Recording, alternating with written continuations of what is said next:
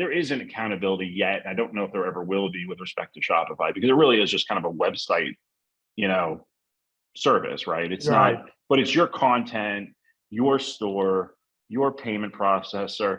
It is truly yours. So it is really up to you as a Shopify store owner to know what's required of you.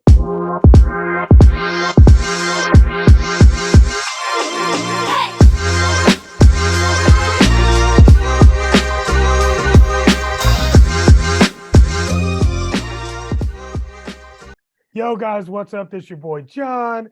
And of course, keeping it smart as always with the smartest people I know on the planet. I've got somebody on the other end. He's going to introduce himself. His name is Paul. Paul, tell him who you are and why we should listen to you.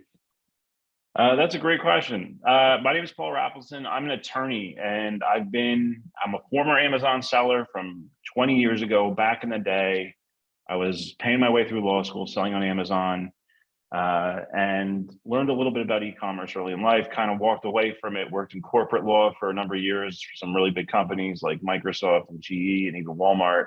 And then just by accident, started with a blog post and snowballed into the realization that, this new crop of Amazon sellers, circa, 2012 onward, and basically anyone who's kind of building a business with fulfillment by Amazon, and then kind of broadening out the e-commerce, that they need some representation. That there was a serious lack of sort of lawyers who just really understand the needs of e-commerce sellers holistically, not just in one specific area like suspensions or trademark, but just overall, like everything that they kind of need A to Z, pun intended, I guess. And that's kind of how I got here. And so we just kind of have a couple offerings for Amazon sellers, and we are also very much advocates for our community. So we do. I've written Supreme Court briefs on issues affecting e-commerce. I've taken cases to the federal court. We may have a case going to the Supreme Court. We were the #1 cited resource in the antitrust investigation at Amazon. So we also do some advocacy work for the community. So we actually care about the community that we support and try to be on top of the issues, in front of the issues, and try to guide the issues, with e-commerce in mind, through a number of efforts that we've done. So I don't know if that's a good, concise explanation, but I guess it's an explanation. So hopefully people find it concise. Let me ask you this question. I mean, because I've been in the e-com world for a minute, and even prior to Amazon, being the beast in the space. Do you find that all e-commerce businesses need as much legal services as Amazon businesses seem to? I think there's an extra. I think that, with Amazon and their platform and their rules, especially, over the years, they've grown. You kind of have to look at the accountability. When Amazon was early on in the process, they were very good at convincing the world that they were not accountable for anything. They're just sort of this, eBay-esque, Craigslist almost, marketplace, a bazaar. And so they're just bringing buyers and sellers together, but they're not transacting, which is obviously ridiculous. But we've talked about that during the sales tax issue when they were saying, who's my customer and who's the retailer. But that doesn't just apply to tax. I mean, that can apply to personal injury. That can apply to infringement cases. But as the courts have actually changed and kind of caught up to Amazon, realized, that is kind of a weak argument, Amazon, that you're making, that you don't have to comply with the laws. It just kind of can create a free-for-all in your platform. That sort of, I think, has prompted more Amazon sellers to take things seriously because they have to. They don't have a choice. Whereas if you compare that to your typical Shopify seller, and I say Shopify, you know what I mean, website seller, right? It's sort of the Xerox of website seller. I sort of said that word has become has been Xerox. For those of you who are too young, Xerox, when copy machines first came out, they were called the Xerox machine, right? So I kind of think Shopify has the same connotation, I think, in the industry. It's like, we know what you mean. So anyway, yet here I am explaining it. But anyway, going back to Shopify, there it really is. I mean, there isn't accountability yet. I don't know if there ever will be with respect to Shopify, because it really is just kind of a website, service, right? It's not, but it's your content, your store, your payment processor. It is truly yours. So it is really up to you as a Shopify store owner to know what's required of you. And there's nobody out there really prompting you to do certain things. So whereas with Amazon, you're being prompted, you're being punished. If you don't, you have to comply, right? Because if you don't, you're at risk. So it's really important when you're on Amazon because you're sort of a guest in their house. So they expect you to, follow their rules and do the things that they want it done. So whether that's having insurance, whether that's environmental compliance, FDA compliance, all those things. So I don't think it's different. I don't think the obligations are different. I just think Shopify sellers don't care as much. They just don't. And it's not because they don't care. It's just they're not prompted to care. And so they may not actually know. So my short answer is almost the same, but there is one difference.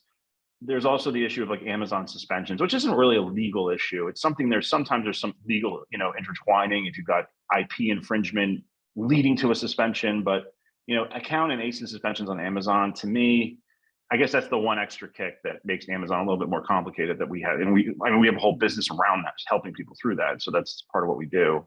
But I do think, I think a lot of our clients are multi-channel. I think there's a whole number of Shopify sellers we don't know yet. We actually want to know, or eBay sellers, right? We just want to, people who really just, where their primary channel is not Amazon. We have very few people in our sort of client book, I would say, who fit that bucket. We definitely have some, but it's definitely not the majority of our clients. The majority of our clients are multi-channel, dominant Amazon, typically. Interesting. All right, so let's get into what you guys have done with Seller Basics. Tell me a little bit about what it is and why it even exists. So Seller Basics is sort of a legal plan / suspension protection plan for e-commerce businesses. So it's based on like the old school legal plans that I used to have when I was at Microsoft or GE, where you could, basically for a small monthly payment, you would have access to legal, but that was more for a personal level. So for example, it might be like $20 or $12 a paycheck. I forget how it was, like $20 a month or something. It was much cheaper. You had a lawyer. If you were like buying a house and you wanted a lawyer, it'd actually give you a lawyer, right?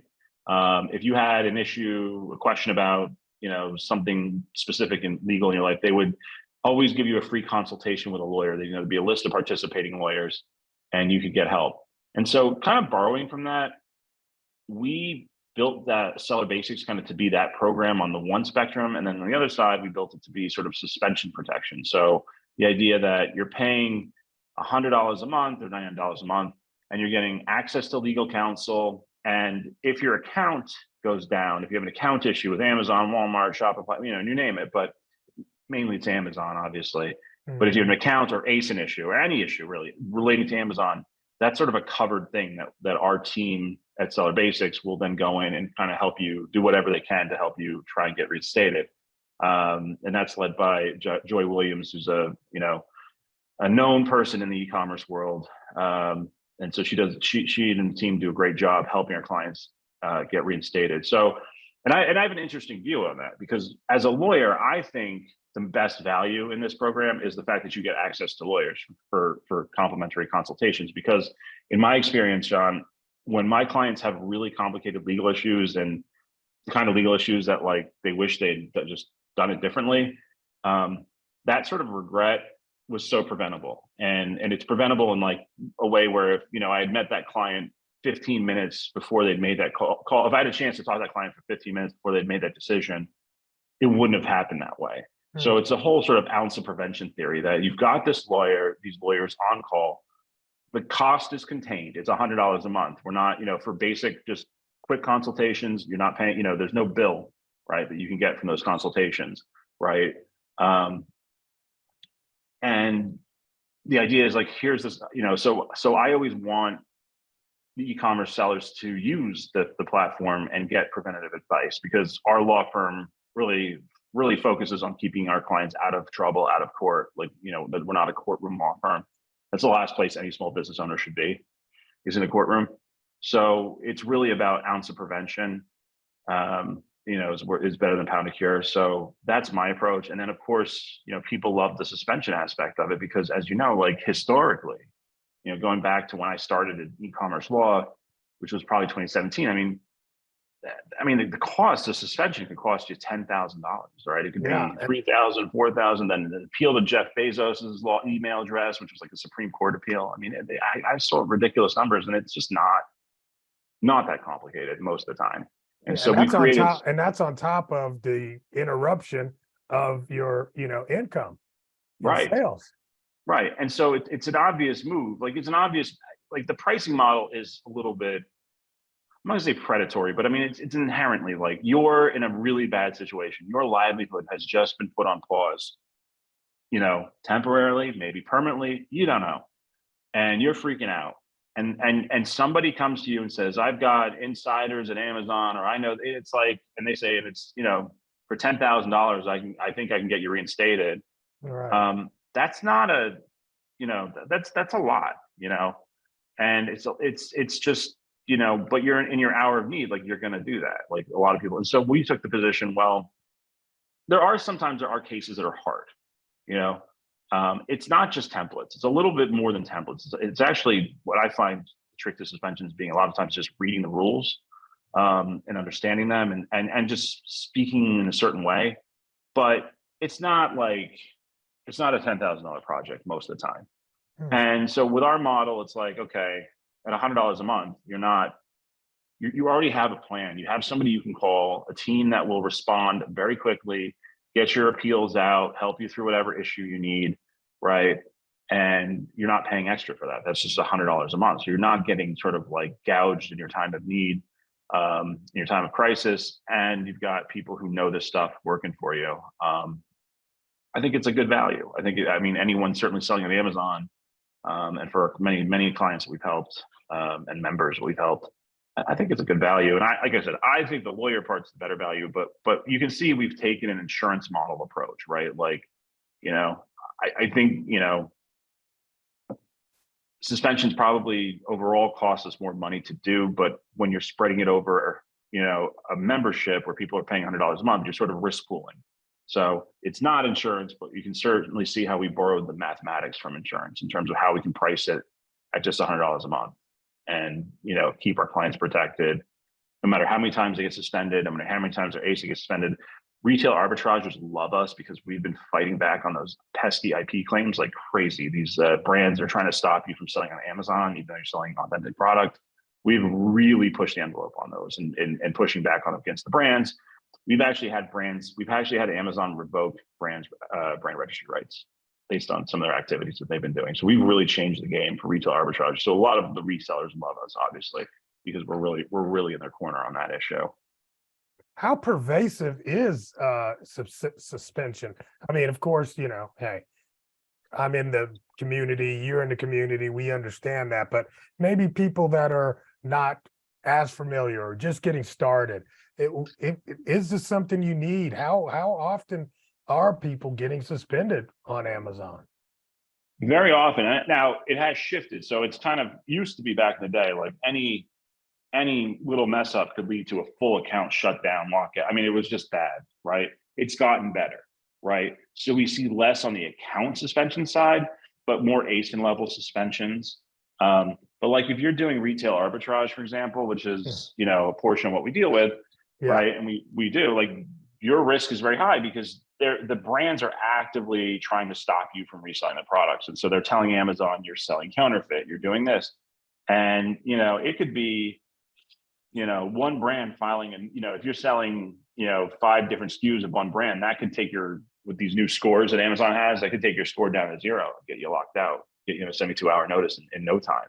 So it still happens. For private label brand owners, still a lot of ASIN suspension. It can be claims on the listing. It can be non-compliance with various rules, such as like FDA crackdown has been huge on Amazon lately. We've seen a ton of like products that need to be FDA compliant that are not, and people realizing it for the first time. They're calling again, which had they called us up 3 years ago, we could have had a conversation about that, but we're meeting them for the first time when they're down. So it's not great.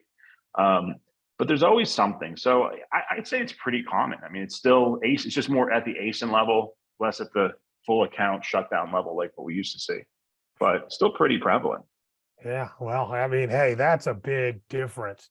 You know, at one point they would just shut the entire body down when you had a fingernail hanging, and it was Exactly. just, Yeah. yeah, it was, fish in the tuna net kind of thing. It was really, really bad. So I'm glad to hear that some of that is changing, and some of the things that you guys are fighting with, and the efforts that you guys are doing to kind of help with the overlords. Because I mean, if I go into Walmart and I find your brand on sale, or I find it, discounted, and I pick that up and take it to Amazon, I have every right to do that. You can't shut me down because it happens to be your brand. I bought it, I own it, I can resell it, right? Am I wrong for thinking that? Uh, well, here's our take on it. So there is some lack of clarity in the law, and I've talked to the FTC about this, and unfortunately, they're so out to get Amazon lately that I'm not sure they're seeing the forest of the trees here. Hmm. But they kind of think that there's something about selling somebody else's brand on Amazon as a form of infringement, and there is this sort of so let's go back to that idea. What you're talking about is what's known as the first sale doctrine. That once the product is sold and I legally own it, I have the right to resell it. That's a pretty strong right that you have, right? And that's pretty much what eBay is, and that's what a yard sale is, right? Could you imagine if I buy this Apple charging block and I'm having a yard sale and some Apple corporate lawyer shows up and says you're not allowed to resell this because you're not authorized. It would really have a real chilling effect on our ability to just be human beings, right, in a Hmm. society, and conduct business with one another on a private level. So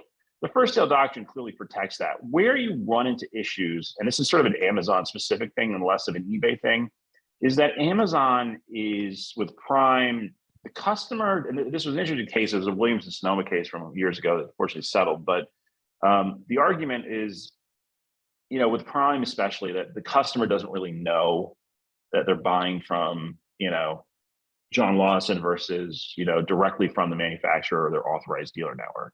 Uh, And what the brands try to do is they try to create these distinctions. Like, if you buy from John Lawson, you don't get our warranty, which is super awesome, right? So your version of that product therefore becomes materially different.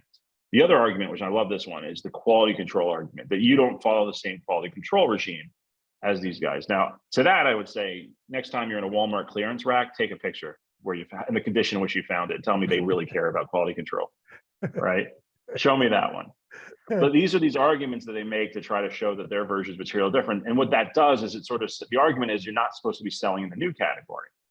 Um, the flip side of that is to say, well, some of this stuff is really pretext to get around MAP enforcement, because you can't really enforce MAP. Like, you can't actually sue somebody for violating MAP. What you can do when you deal with a MAP violator who's in your dealer network, authorized dealer network, is you can stop selling to them. You can take them out of your network. But that doesn't have any impact on what a non-authorized dealer can do, right? So that's sort of the issues that we're dealing with. But where it all kind of comes to head is really, okay, well, what does Amazon have to say? Amazon's policy is, we think the first sale doctrine allows us to resell, even though if you read their policy, new should mean with warranty. But again, is it unfair is it like an unfair deceptive practice maybe to get rid of the warranty and say that it doesn't count? Because I mean, how does it work when you give somebody a gift? If I gift somebody a North Face fleece, does the warranty no longer apply because it was a gift?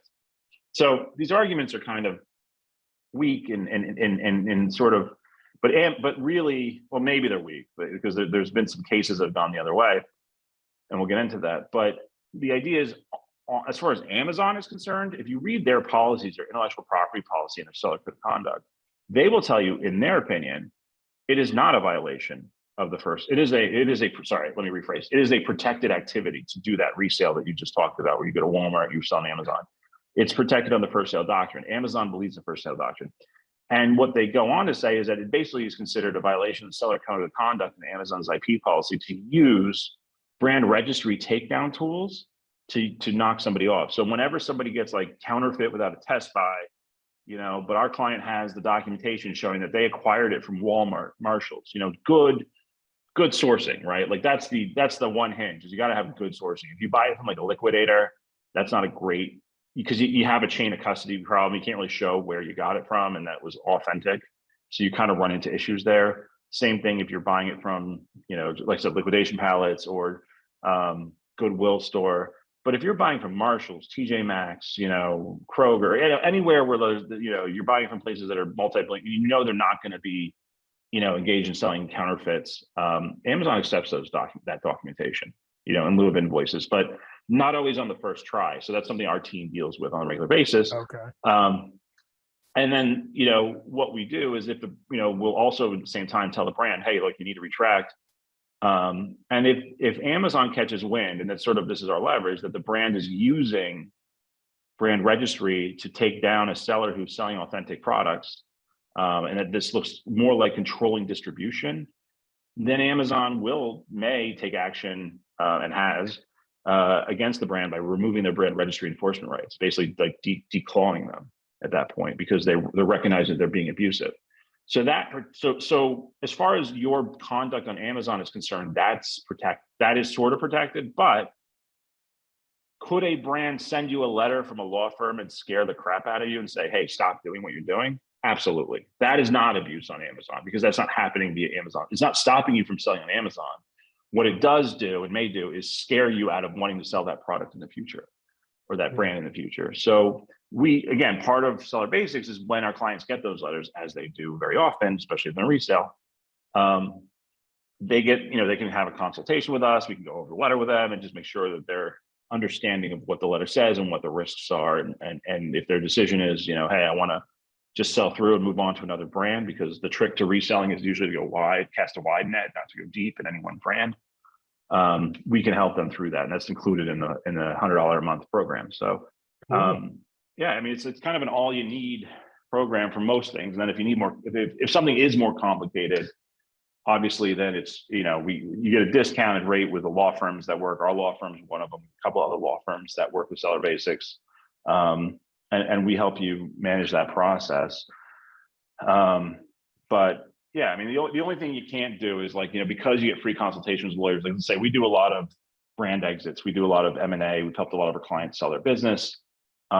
You couldn't be a Seller Basics member and say, hey, I'm going to do a 15-minute consultation on how to sell my business from a legal standpoint, then do another one, then do another one. You can't just, tack them on if it's the same issue over again. Obviously that's a different engagement, but, but yes, it's just, M&A is doing an exit deal is a complicated process. And so it's not going to be something that can be solved in 15 minutes, but, of course, but certainly if you wanted to have that conversation, we do that for free anyway. We're always happy to kind of coach people at the start of their exit process if they're brand owners, and explain to them what it's like to sell their business and what should they be thinking about first and where should they go in first and all those things.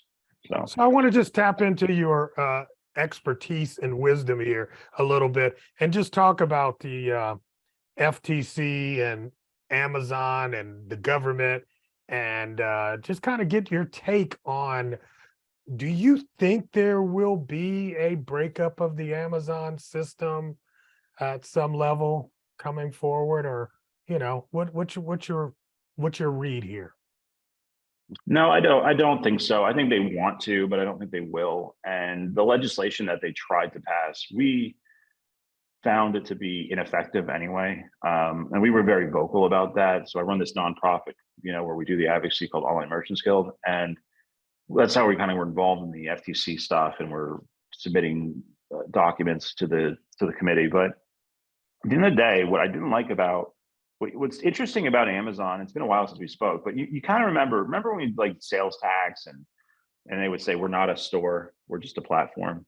Yeah. You remember that? Okay. Mm-hmm. So you go back and read Amazon's submissions to the antitrust committee, it was eye-opening, because if you see what they're saying, have you noticed their wording has changed? They now call it the Amazon store, our selling partners who sell in the Amazon store. Okay. Which is very much contrary to what they were saying for sales tax or other things. Right. So now why is it a store? So it's like they're speaking out of both sides of their mouth. But come 2019, sort of when they had the first hearing and submitted testimony, all of a sudden Amazon's wording for how they describe the marketplace, it's no longer a platform, it's no longer a marketplace, it's the Amazon store. They're inviting you into the Amazon store.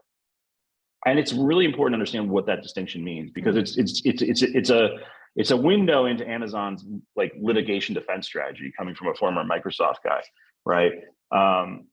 You know, who's been through antitrust before. So what Amazon's trying to say sort of politely is like, we're not really doing anything different than any other store if you look at us from the perspective of the store. If you look at us like a platform and say, yeah, we're using data to compete against our sellers, you know, yeah, sure, you could say that that's unfair, but are we doing that? And what they'll do is they'll say things like, take, for example, you know, they don't literally say this, but they're sort of, you read between the lines. What they're trying to say is this: like, have you ever been to Costco? I don't know if you have Costco where you are, or Sam's Club or BJ. Or have you ever been to, like? I'm a Sam's guy. Yeah. You're a Sam's guy. Okay, so that's Members Mark, right? So you ever see like the Members Mark detergent that's like blue and it's sitting next to the Downy? Yeah. Right.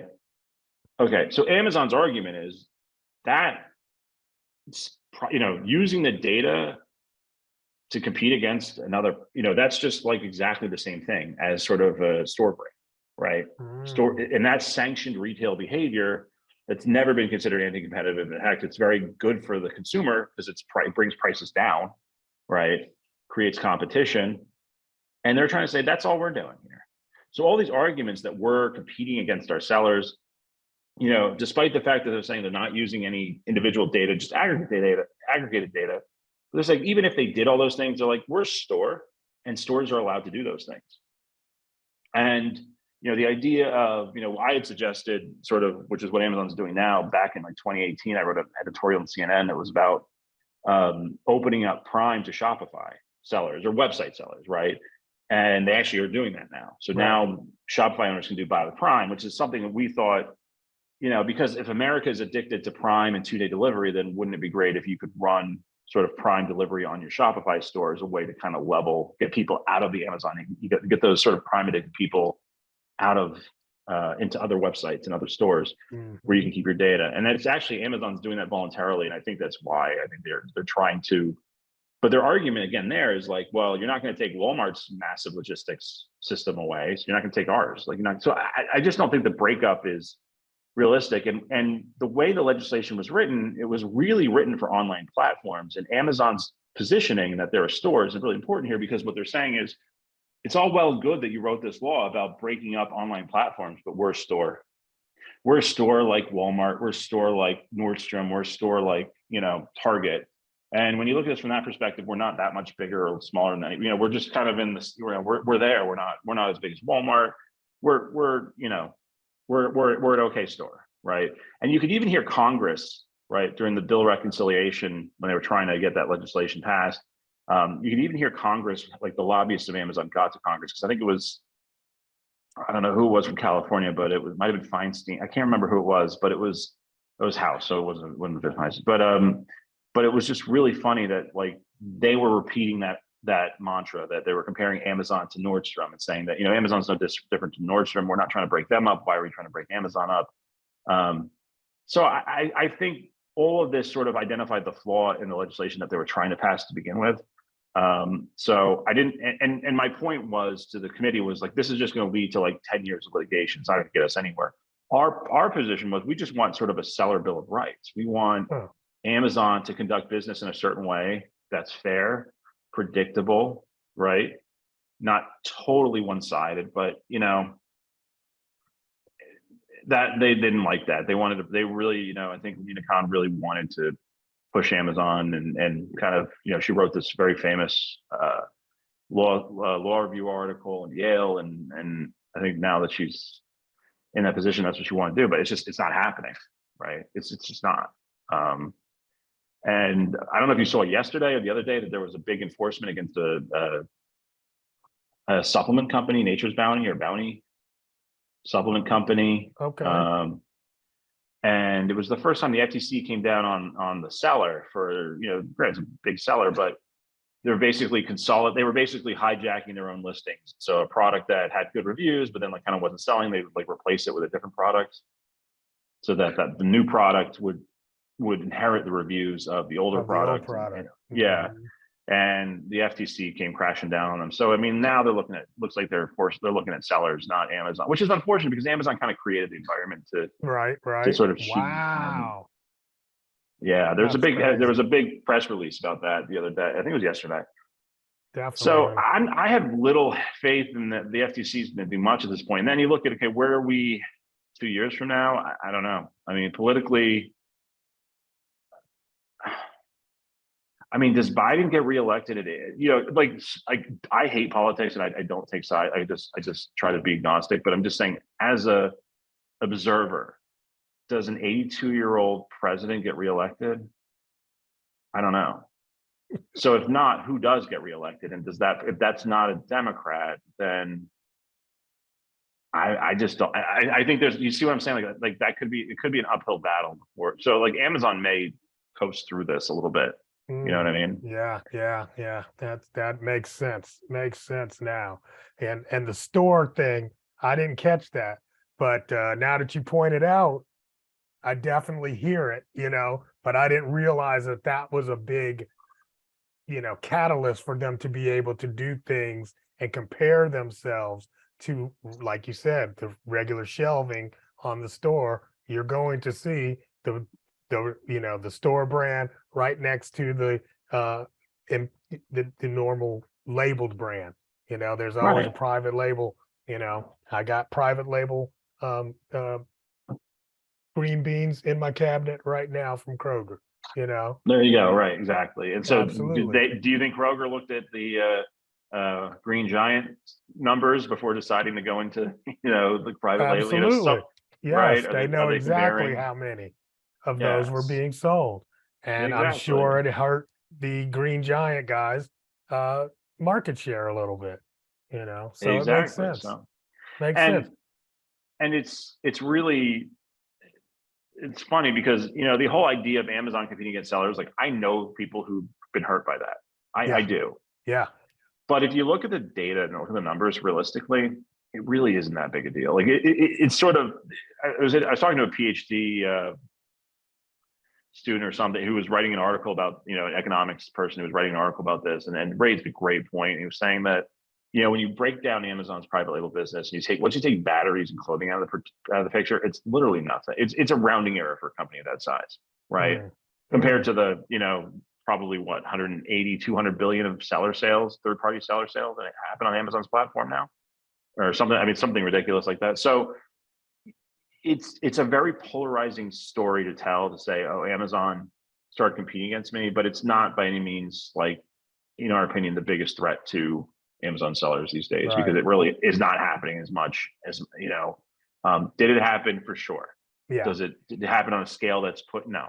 The bigger threat is always just sort of, China versus America. And then it's more about like,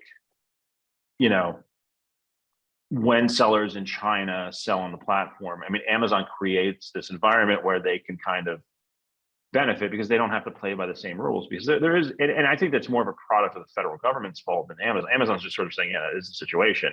Now, this is changing over time, but when you're in China, you don't have to care about the rules. You don't care about what the products are made out of. You don't care because at the end of the day, your risk is so little. There's no Right. enforcement risk when you're in China and you're selling in the States, right? Imagine if you and I started selling in Estonia right now. Like, I don't think I'd be worried about violating Estonian law.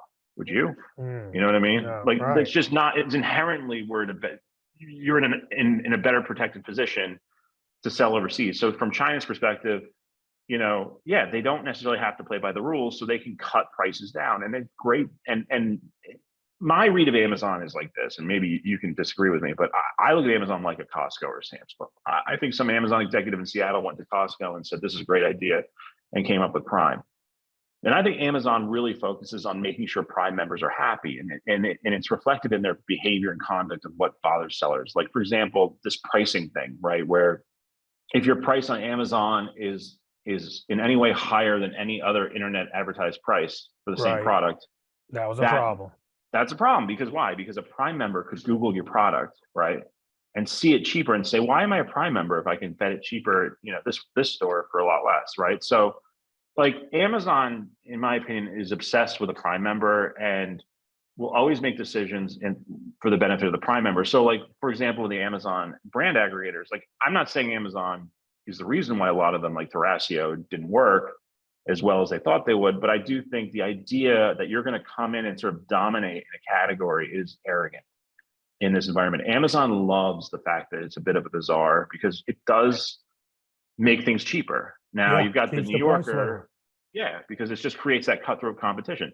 Yeah. And when you work for a company like Walmart, like you know that, like price, investing in price is the expression they use. Like it's all that matters. Like from their perspective, price is what drives the consumer behavior, and you've got to be low price, high volume. And Amazon's fine with that. And you got was it not the New Yorker, New York Magazine, I think it was, wrote this article a couple of weeks ago saying that Amazon's just a schlocky, bizarre crap that sells 1,000 spatulas. Like who need Yeah. And I get it, but it's also a little bit from their perch, right? Like they clearly, the average reader of New York Magazine is not your average consumer who's struggling in this country. Like a lot of people struggle in this country, and so Amazon is a place to buy cheap stuff. And China does a great job of providing, flooding the market with cheap stuff.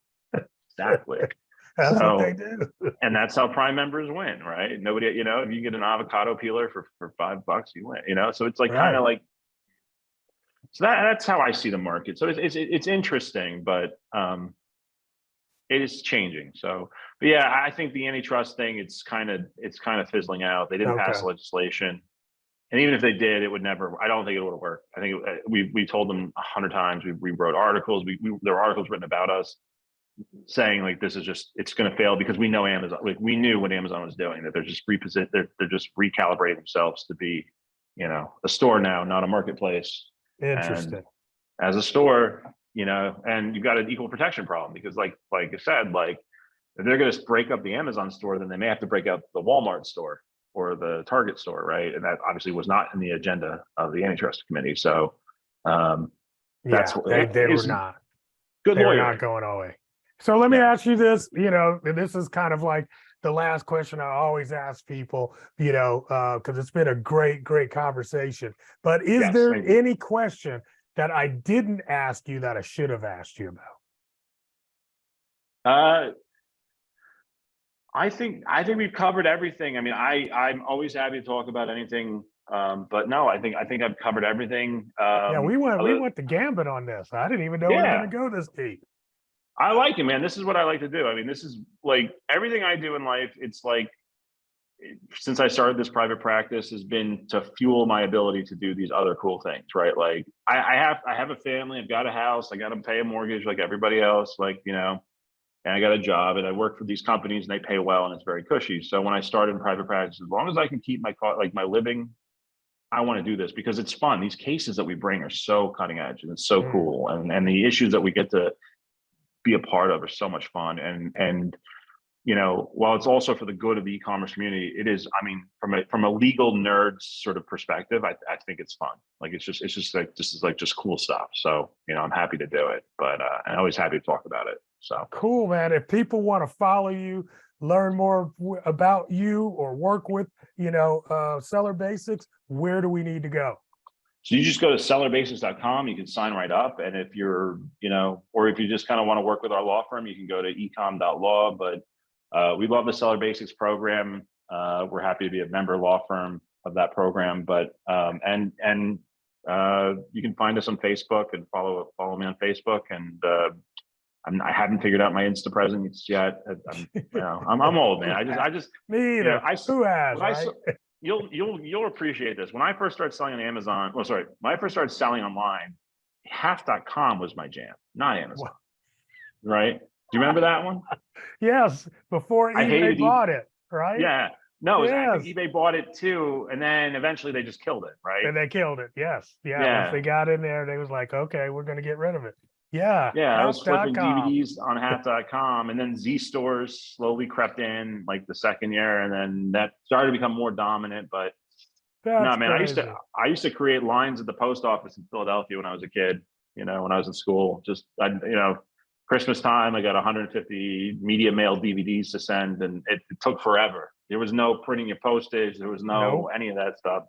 You had to do individual green slips on, handwritten green slip. It was It's crazy. Did you ever get coins taped to, the page? Coins taped to the page? Yes, I used to actually get envelopes with coins taped to the page to pay for their shoelaces. It was like $3 Oh, back then. Yes, we gotcha. used to get No, cash. I don't think Cash. I don't think we ever accepted cash or check. I think by the time it was because I was like 03, right? 02, Uh-huh. 03. So I think we were only doing credit cards. I don't think we accepted checks or Okay, cash. okay, yeah. We might have yeah. done it. We might have accepted checks. That's really funny. Dude, I would Yeah, but accept anything as long as it would work. that's so funny. Yeah, people forget. Like you just have no idea what it was like. Yeah, And they have no idea. it's the There's global small business, so man. The concept of global small business did not exist until this stuff started happening, right? I mean, the Yeah. idea that you could be a global small business, and FBA obviously was a big part of the catalyst that just took it to a whole nother level. And that's, I think, what I missed out. I was a little too early to the party because, I'm like, I'm making okay money, but I'm like not enough to stop being a lawyer and like not, I'm in law school. I'm like, I'm still going to go be a lawyer now. I'm not going to go do this full time. I didn't think you could. And then when I saw FBA, I was like, oh my God. that's the way to Now go. you can really scale this thing. And that was really eye-opening for those of us just like, I mean, I had no idea. I was always, I was doing mile hacking when I was 19 years old in the 90s. The word blog didn't get invented for 6 years before when I was mile hacking. You know what I mean? Like the credit card miles. So I'm always a little too early to the party sometimes, I feel like. That's okay. Man, Paul, it's been great talking with you. I appreciate your candor and your wisdom on all these things when it comes to the legal standpoint around being an e-commerce seller. And guys, look, definitely check out Seller Basics. I really believe for what, they're offering to you, just to have that in case of things coming up, because there's always something going on in business where you need some legal advice. This is probably a good thing for you to check out. All right. And with Thank you so much. Man, I we're appreciate out it. here for now, guys. Peace.